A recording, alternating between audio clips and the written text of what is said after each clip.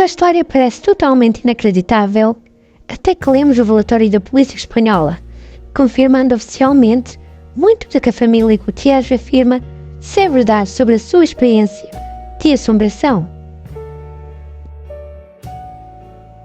Em 1992, uma esquadra da polícia em Madrid, Espanha, recebeu um telefonema frenético de Máximo Gutiérrez, alegando que ele e a sua esposa tinham sido atacados por uma figura alta e sombria.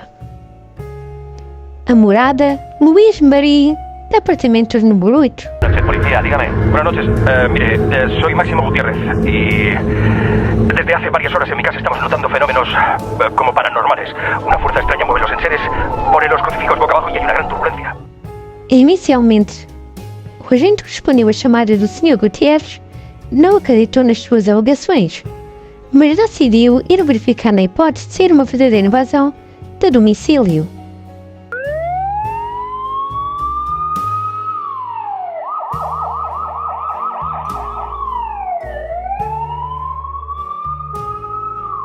Os policiais chegaram por volta das 2h40 da manhã do apartamento número 8. À frente da investigação estava o inspetor José Pedro Negri. Encontraram toda a família no exterior do apartamento, debaixo de chuva fria e escura. Enquanto os agentes entravam na casa para verificar qualquer suspeitas, o inspetor Negri falou com a família para saber o que se passava exatamente no apartamento.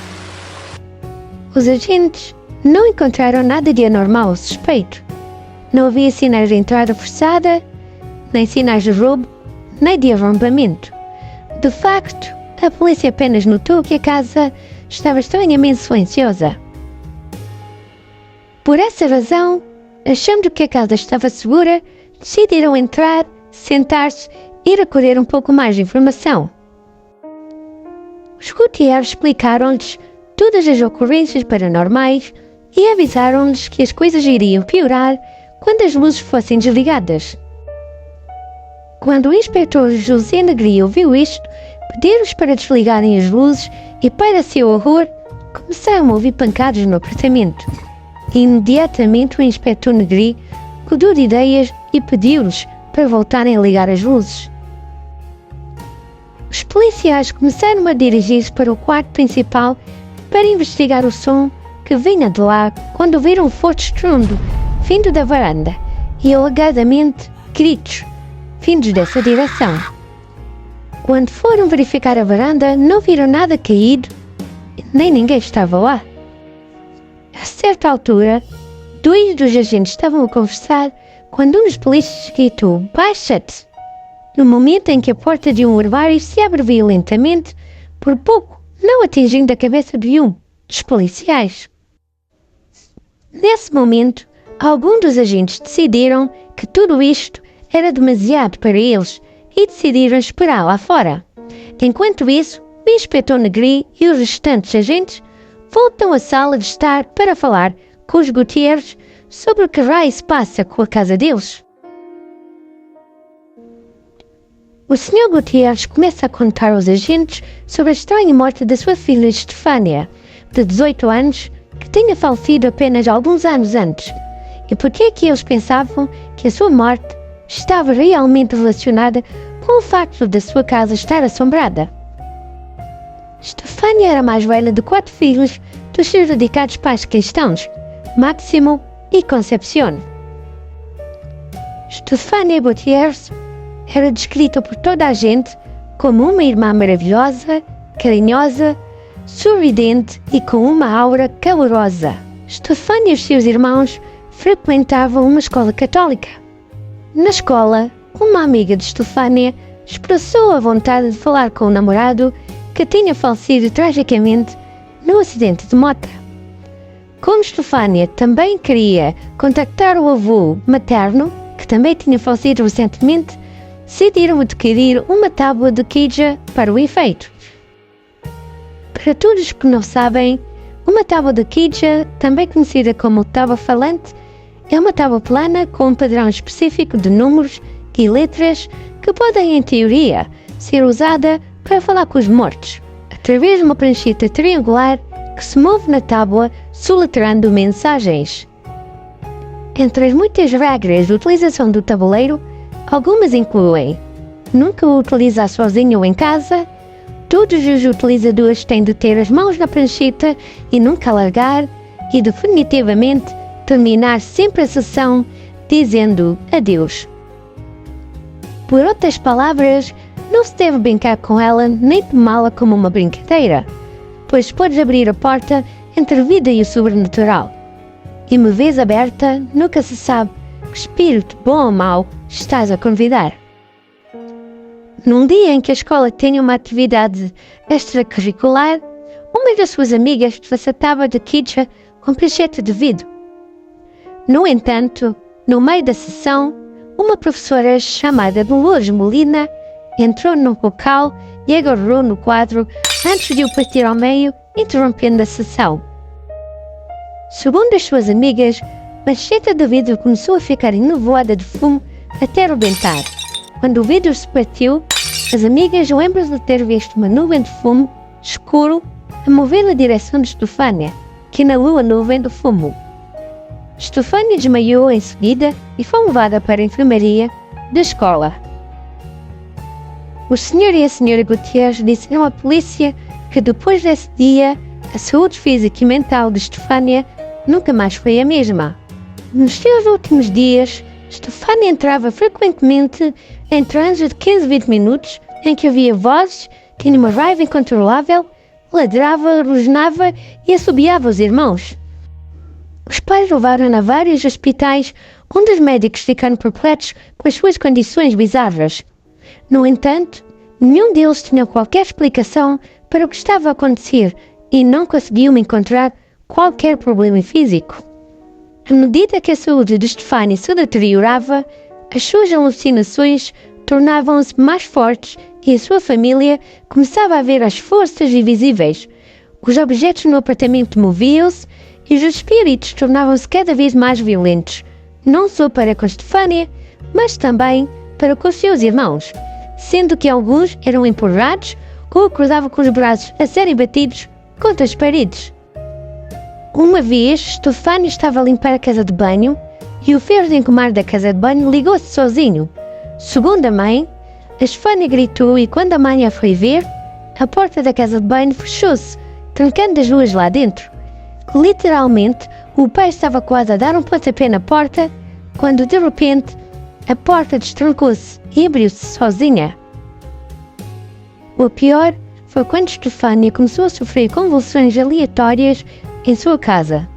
Uma noite, Estefânia sofreu um ataque tão intenso que foi levada para o hospital, onde entrou em coma, do qual nunca mais acordou.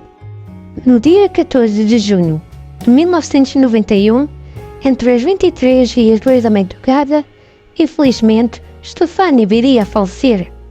O relatório oficial da autópsia declarou que ela morreu de um ataque cardíaco. Mas os pais de Estefânia atribuíram a sua morte a forças malévolas dentro de casa. Pouco tempo depois da morte da filha, os pais começaram a notar coisas estranhas a acontecer em casa e acreditam que foi aí que começou a assombração. A família Gutierrez conta que enquanto choravam a perda da filha e da irmã, as assombrações tornaram-se mais frequentes e mais intensas no apartamento. A mãe relata ter ouvido gritos de Estefânia, portas que se abriam e fechavam sozinhas. Uma gargalhada ameaçadora de um velho, pancadas nas paredes, uma voz sem corpo a sussurrar mamã, mamã, vindo muitas vezes da casa de banho de Estefânia, e o quarto de Estefânia, que se transformava em um caos cada vez que a mãe acabava de arrumar. Em uma ocasião, o cão da família foi atirado vários metros para o outro lado da sala de estar. Esta hora, vocês devem se estar a perguntar: como é que essa família aguentou continuar a viver neste apartamento? Para dizer-vos a verdade, eu não sei, não tenho resposta. Mas as coisas chegaram a um ponto em que a família Gutierrez não aguentou mais. E na noite de 7 de novembro de 1992, mais de um ano após a morte de Estefânia, a meio do seu sono, a senhora Gutierrez afirmou ter sentido pressão em cima de si, mas não estava ninguém por perto. ela disse ao marido que estava lá alguém, antes de sentir um par de mãos a agarrar as mãos e depois os pés. Foi então que decidiram que já era suficiente e chamaram imediatamente a Polícia Nacional. Quando os pais estão a divulgar estas informações aos agentes, todos começaram a ouvir gritos e súplicas vindos do quarto de Stefania. Os agentes e o pai dirigem-se para o quarto, abrem a porta e não está ninguém lá dentro, apesar dos gritos e os gemidos continuarem. Ao entrarem no quarto, encontraram um crucifixo no chão que tinha sido previamente aparafusado da parede. O crucifixo tinha sido arrancado da parede e a estatueta de Jesus, virado ao contrário, virado outra vez ao contrário e arrancado da própria cruz. Os agentes também encontraram arranhões enormes e profundos nas paredes, que não estavam lá literalmente 30 minutos antes. A mãe falou-lhes então da casa de banho, que era o local mais assombrado do apartamento. E quando os agentes foram olhar, descreveram ter sentido uma forte queda de temperatura. Todos afirmaram ter ouvido vozes silenciosas ecoando nas paredes da casa de banho. A polícia voltou para o quarto de Stefania, tentando descobrir o que se estava a passar na casa, quando começou a ouvir pancadas na parede. Quando foi investigar de onde vinha o barulho, reparou que a fotografia de Stefania tinha caído da parede e incendiava-se espontaneamente. A polícia apanhou a moldura, que em si não estava danificada, mas quando viram a foto, reparou que o rosto de Stefania estava assustadoramente queimado. Mas o resto da foto e a moldura permaneceram intactos.